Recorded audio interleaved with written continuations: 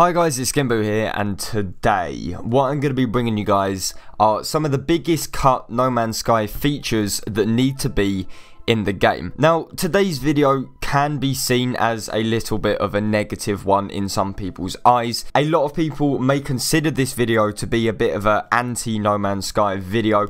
Me kind of going against what I've built, as you will, with a fairly pro No Man's Sky channel. But I do want to make it explicitly clear that this video is not by any means bashing No Man's Sky. I'm not saying that it's a bad game. I'm not saying that it hasn't become better. However, I do want to look at some of the features which we were shown in pre-release trailers, interviews, gameplay demos, anything like that, how they could have worked in the game, and ultimately why they would benefit being added in future updates. And before I start, I do just want to make something very clear. No Man's Sky cut content is a difficult concept to kind of get your head around, because the whole story of No Man's Sky's launch, the whole missing features, how we basically got a very early alpha of what we were shown in pre-release footage is so unknown and just so confusing to a lot of people why this even happened in the first place. As a result of that, we don't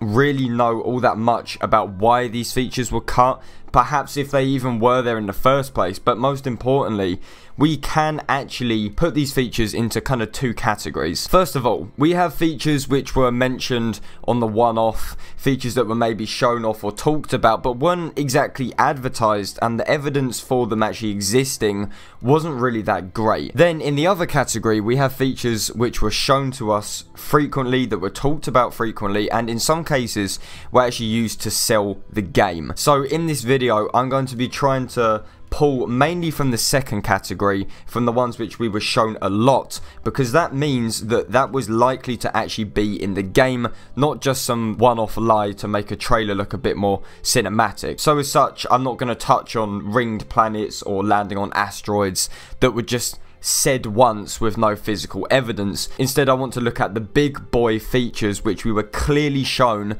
and we could see were clearly functioning. So with all of that out of the way, let's get started. So the first feature which I want to look at is a bit of a subtle one, and it isn't necessarily something which players will instantly bring up when it comes to missing No Man's Sky content, but it's one that was consistently shown in trailers, and is also something which could realistically be added into the game without too much effort, and that is real-time planet rendering. Now, this refers to the appearance of planets when viewed from space, and more specifically, how the landscape seen from your ship should be the same as what is really on the planet if you were to land. Now, I'm not even sure why this bothers me so much, to be honest. Ever since I first began to play No Man's Sky, flying into a planet's atmosphere has always just frustrated me because of its unnatural and jarring nature. As of right now, the way a planet looks from outer space is generally randomized. Most of the time, the color is right, and if it has a lot of water, then you can see that. But if you were to see a mountain, or maybe like lava rivers, which you can see on quite a lot of planets, they're simply not there when you fly down to it. Flying down into a planet greets you with this ugly pop-in where the PNG planet from outer space is replaced with the actual landscape, resulting in some pretty disgusting pop-in that is both unattractive and impractical. But this isn't how it always was, because in numerous pre-release trailers, the transition from space to atmosphere was actually seamless. So a mountain or an island from space would be there if you were to fly down. It sounds so simple and also quite stupid to get annoyed about, but it would make entering new systems that bit more exciting. It would let you know what you're actually getting into. And of course, it would also get rid of that awful pop-in. My guess is this whole problem comes about with the issue of the level of detail in No Man's Sky, as the draw distance in general is actually pretty poor. When you're flying over a planet's surface in a ship, you can see mountains and you can see the landscape actually just fading in, and sometimes if you're lucky, you can almost catch up with the procedural generation. Now, this is in some way something which was very drastically different in pre-release talks. In fact, Sean Murray said himself in a behind the scenes tour of Hello Games technology that you could never outrun the procedural generation, and he went into the debug cam. He was flying at lightning speeds and he was never clipping the edge of the map as such.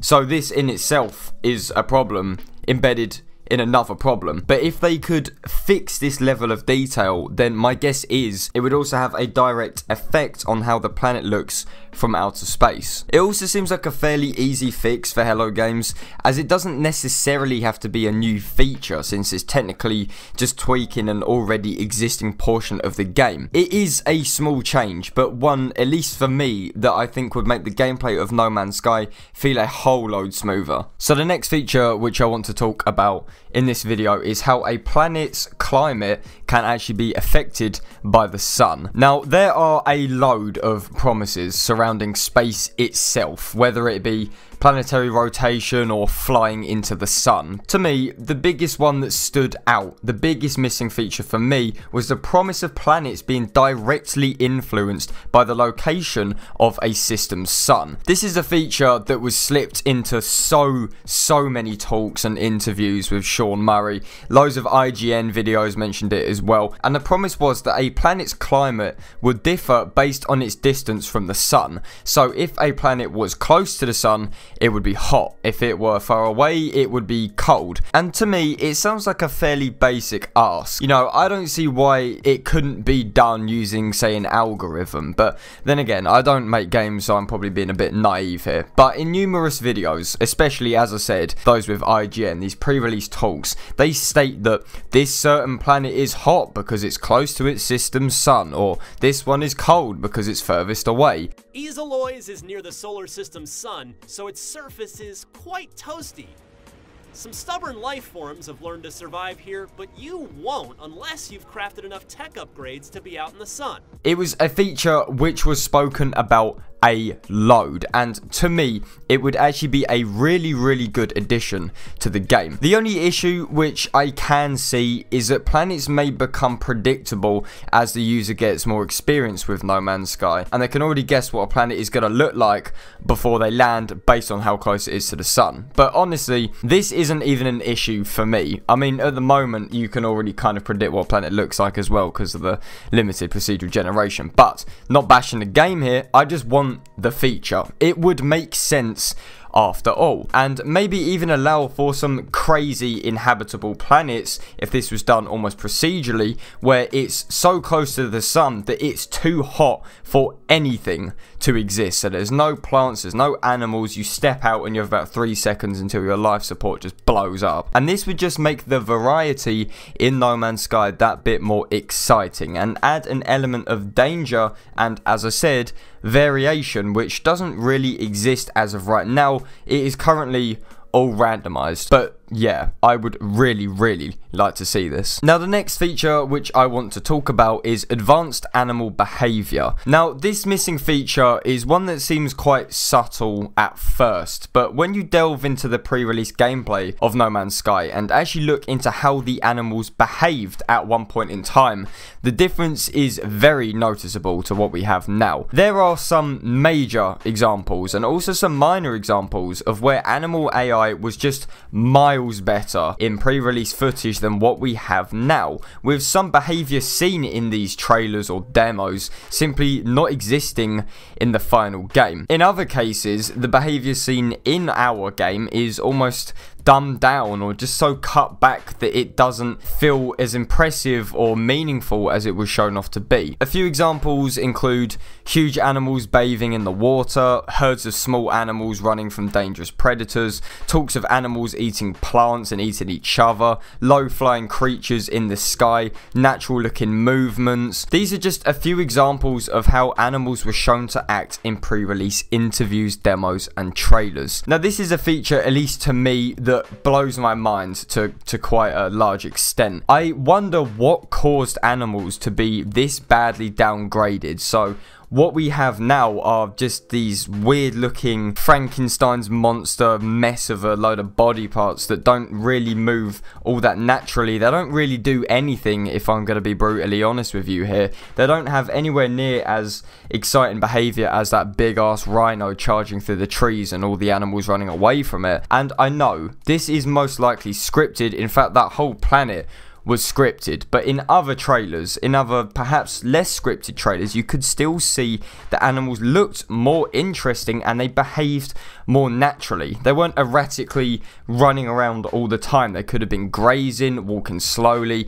There was just this added bit of variety to animals which we just don't have now. Hello Games 100% need to do an update to overhaul animals in the game, looking at how they speak, the noises, how they act, their actual use to the player, because as of right now they aren't really that useful. I mean, even feeding them gets pointless after the first few times you do it. To bring back the old behaviour though would just make a world of difference in how planets feel in No Man's Sky. They would actually feel lived in, like they do truly house life that benefit from the landscape. And of course, as I always say, it just adds that bit more variety to the experience by changing up what you see almost every time you land on a planet. And the last thing which I want to talk about is a variety of alien structures seen on the surface of planets. I do want to make it very, very clear that first of all, this has been improved on since release, especially in the 1.3 update with the addition of crash freighters and those weird like circle structures found on unique biomes. And although it cannot be argued that this hasn't been improved upon dramatically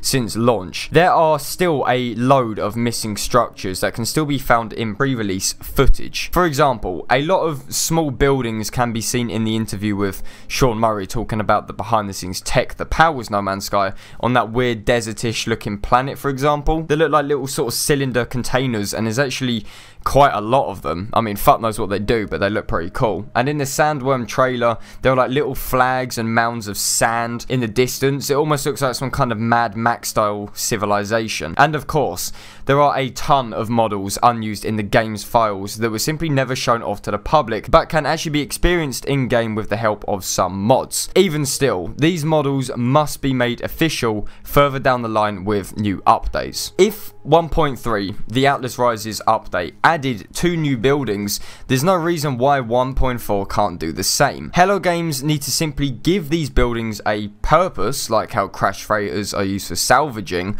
and you're away. The models are near enough complete in the game's files.